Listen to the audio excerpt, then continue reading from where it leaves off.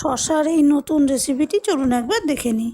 নমস্কার দর্শক বন্ধু, আজকে নিরামিষ রান্নাটা শুরু করছি। সেগুলো সর্ষের তেলে একটু নুন আর হলুদ দিয়ে দিয়েছি, আর এই সেদ্ধ করে জল ঝরানো সয়াবিনগুলো ভেজে নেব। সয়াবিন যদি এইভাবে একটু রান্নার আগে ভেজে নেন সেটা খুব ভালো লাগবে। আর যখন সয়াবিনটা ভাজবেন তখন ঢাকা দিয়ে ভাজবেন না। ঢাকা দিয়ে ভাজলে তাও দেখবেন যতই জল ঝরিয়ে জল টিপে দেন তবুও চট করে ভাজা হতে চাইবে না। ওই জন্য আমি ঢাকা না দিয়ে ভেজে নিচ্ছি। একটু দেখিয়ে দিই বন্ধুরা, দেখুন সয়াবিনগুলো খুব সুন্দর লালচে লালচে ভাজা হয়ে গেছে। এখন আমি এগুলো তুলে নেব। সয়াবিনটা ভেজে তুলে নিয়ে আর একটু সর্ষের তেল আমি জিরা ফোড়ন দিয়েছি, একটু আদা থেতো করে দিয়েছি, আর এই যে শশাগুলো ধুয়ে খোসা ছাড়িয়ে কেটে রেখেছিলাম সেগুলো দিয়ে দিয়েছি। বীজগুলো আমি বার করে দিয়েছি। বীজগুলো দিয়ে শরবত করে আমরা খাই, খুব ভালো লাগে। রেসিপি আমার চ্যানেলে আছে, দেখতে পারেন। শশার টুকরোগুলো আমি একটু নাড়াচাড়া করে ভেজে নিয়েছি।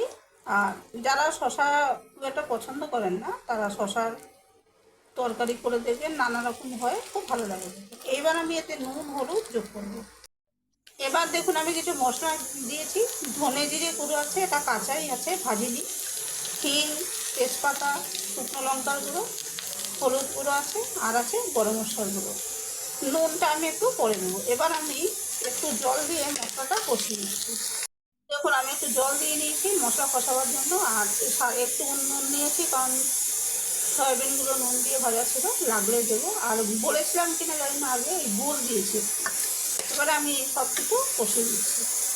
মশলা কষায় তেল ছেড়ে এসছে, এখন আমি ভেজে রাখা সয়াবিনগুলো দিয়ে দেবো।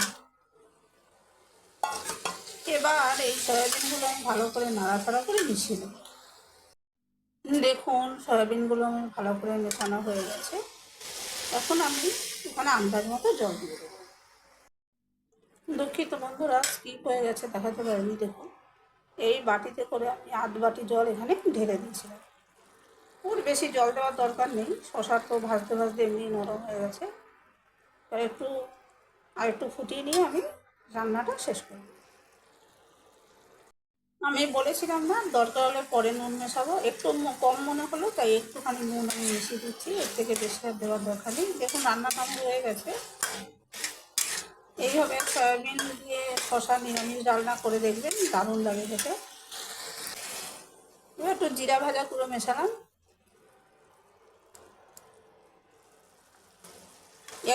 এর মধ্যে আমি ধনে ভাজা গুঁড়ো মেশাবো না, জিরা ভাজা গুঁড়োটা মিশিয়ে দিচ্ছি। জিরা ভাজা গুঁড়োটাকে আমি মিশিয়ে নিয়েছি, এখন খুব সামান্য একটু ঘি মিশিয়ে দিলাম, বেশি দিলাম না। এবার এই ঘিটা আমি খুব ভালো করে মিশিয়ে নিচ্ছি। আমি আরেকবার বলছি যে আপনারা চাইলে ট্রাই করে দেখতে পারেন, খুব ভালো লাগবে খেতে। এটা ওই স্যালাড করা ছোটো শশা নয়, এটা একটু যে বড়ো শশাগুলো থাকে ওটারই বীজ আমি আলাদা করে রেখে করেছি। বীজগুলো দিয়ে আমি শরবত বানাই, সেই রেসিপিটা আমার চ্যানেলে আছে, দেখতে পারেন, খুব ভালো লাগে খেতে। সব কিছু মেশানো হয়ে গেছে, এখন আমি তরকারিটা নামিয়ে নেব। রেসিপিটি ট্রাই করে দেখবেন, ভালো লাগবে।